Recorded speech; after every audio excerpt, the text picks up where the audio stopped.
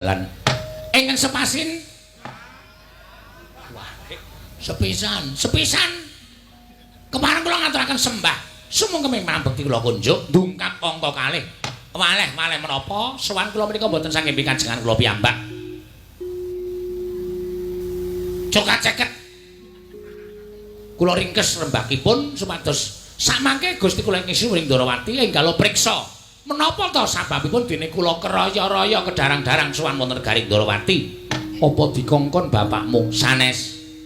Apa saka karepmu dhewe sanes? Apa karang kedempel ana perkara? Mboten. Lah ana apa, Garing?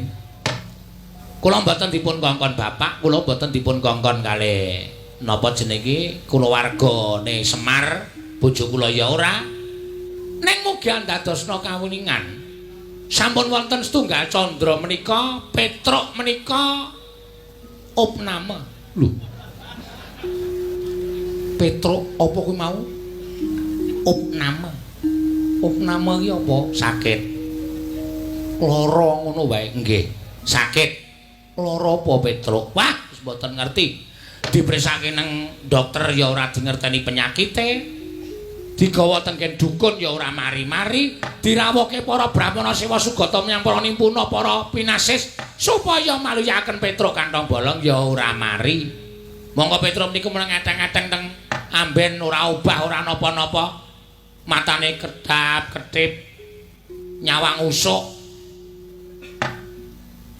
Lah terus Petruk kanane saiki piye? Ah wis mengkari esuk sore. Petruk lara tenan lho Garing. Lara tenan apa dikira ngapusi? Kula niku nek omong ora tau goroh kok. Lah, sawijining dina kula niku nganti sedih. Nyawang Petruk kanane kaya ngeten niku terus tak tangisi Petruk. Bareng kula tangisi kalih Bagong, Petruk niku terus jenggelek. Gregah kaya wong waras nika. Terus apa kali kula jukane segoreng? Ya kula jukoke. Kaya wong mari lara niku mangan ya temel-temel mongko ora nganggo lawuh mung sego tok diglondori banyu putih. Iya, nggih. Lah bar maem niku Petruk terus ngomong kalih kula. Reng, kowe kakangku. Sing wajib tak sambati ya ming kowe. Nek Bagong ngono pancen tak anggap wong ora nalar. Ning upama Bagong kuwi ya iso napa persambatku? Aku ya ora apa-apa. Mula cah loro do mlumpuk kene tak kandhani. Aku ki jane ora lara. Aku ki jane ora masuk angin. Aku ki jane waras. Ning kaya koncatan pikiran. Lho. Petruk kaya koncatan pikiran. Nggih. Lah sing tok gagas sapa to, Truk? Kaya kowe iki mung wong kere, kowe iki mung batur, kowe iki mung abdi. Upama duwe gegayuhan ki ya dicundhuke karo kahanan. Wong ki nek duwe gegayuhan ngungkuli karo kekuatane dhewe kuwi tegese ngibarate kaya dene cecak nguntal cagak cebol gayu bulan wuta ngitung lintang tangi kelakone cepak wurunge mula ndek gegayuhan iki dicundhuke karo kekuatan ora usah dadak mikir sing abot-abot kula ngoten niku terus Petruk heeh Kang aku ora arep mikir abot ning aku iki mung netepi karo sing wis nate dingendikake lah sing ngendika sapa Petruk terus matur sing ngendika Sinuwun Prabu Sri Bathara Kresna lho aku tahu omong apa karo Petruk mangke riyen dereng ampun dipedhot.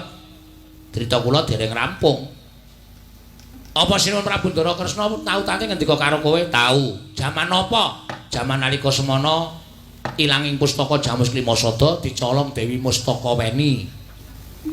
Nalika semana aku sing iso nemokke pustaka Jamus Klimasada, Sinuwun Ndrawati tau tate paring dawuh karo aku, sapa sing iso nemokke pustaka Jamus Klimasada? Nek lanang tak pek mantu, nek wedok tak pek anak. Monggo Petruk nalika semanten sing iso ngaturake pustaka Jamus Klimasada mbuh lantarane apa? Ning sing ngaturke teng sampeyan niku Petruk kantong bolong adi kula. Lah kok jebul Petruk niku awake lemes ora duwe daya niku mikir pangendika sampeyan. Nuwun sewu lho, Den. Nuwun sewu. Nalindra menika sabda Brahmana Raja, sabdaning Nalindra pengendikaning pendhita menika ora kena wola-wali kaya Wikresna tumameng dlancang seta, ora kena lumebek. Nek ngendika A ya kudu kelakon A, nek ngendika B ya kudu kelakon B, nek ngendika C ya kudu kelakon C. Mongko panjenengan wis tau tate ngendika. Mongko sing napa pangendika sampeyan Petruk. Lah niki Petra niki nagih janji karo sampeyan. Gandeng negara Ndrawati saniki geger merga ana wong wadon sing jeneng Purantawati niku Petra terus lara. Larane Petra meng digatek karo Sinuwun Prabu Kresna, meng ngelingke karo Sinuwun Prabu Ndrawati supaya eling karo pengendikane duk nalika semana. Nek sampeyan eling matur nuwun, nek ora teges sampeyan mentala nyumurupi patine Petruk. Monggo Petruk wis ngomong kali kula, Reng. Kowe ning negara Ndrawati. Terus kowe matura bab janjine Sinuwun Kresna. Nek Sinuwun Kresna ora gagas, wis ikhlasno aku, Reng. Aku arep golek dalaning pati, aku arep gantung. Nek nganti Petra iki mengko tekaning pati, nuwun sewu, panjenengane Sinuwun Ndrawati tegese utang nyawa karo Nalagareng. Panjenengan utang nyawa kali kula. Nek nganti sampeyan ora netepati janji sing pun nate pangendikake terus dadi jalaran Petruk tekaning pati, ateges Sinuwun Ndrawati utang nyawa karo Nalagareng.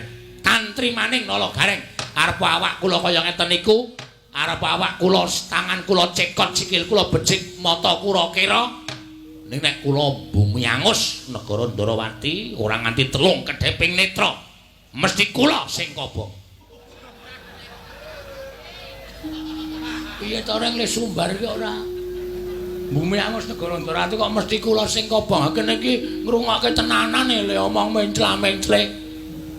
Mboten nganti sak siring bawang, sak umuring jagung, sak uruping damar. Negari Ndrawati mesti badhe kula osak asik. Ning ana bab ingkang dadi pepalang. Napa sinuwun? Bapa Penemban Durna rawuh mrene iki uga bakal kepengin mboyong lawan anakku Purantawati. Lho. Niki iya Nalagareng. Ajeng dijawabke kalih arep didhawuhke karo Lesmana Mandrakumara. Lesmana anak Ngastina. Iya pancen mengkono Nalagareng. Pancen arep didhawuhke karo Lesmana Mandrakumara. Oke. Nuwun sewu sinuwun. Niki perlu dirembuk ampun sembrono. Ndara Lesmana menika arepa putra ratu, arepa nika putra Nalindra, arepa menika sesuk bakal gumanti keprabaning Prabu Duryudana. Ning nuwun sewu, wong sak jagat niku wis ngerti nek Lesmana niku anak ratu ning rada kentrir.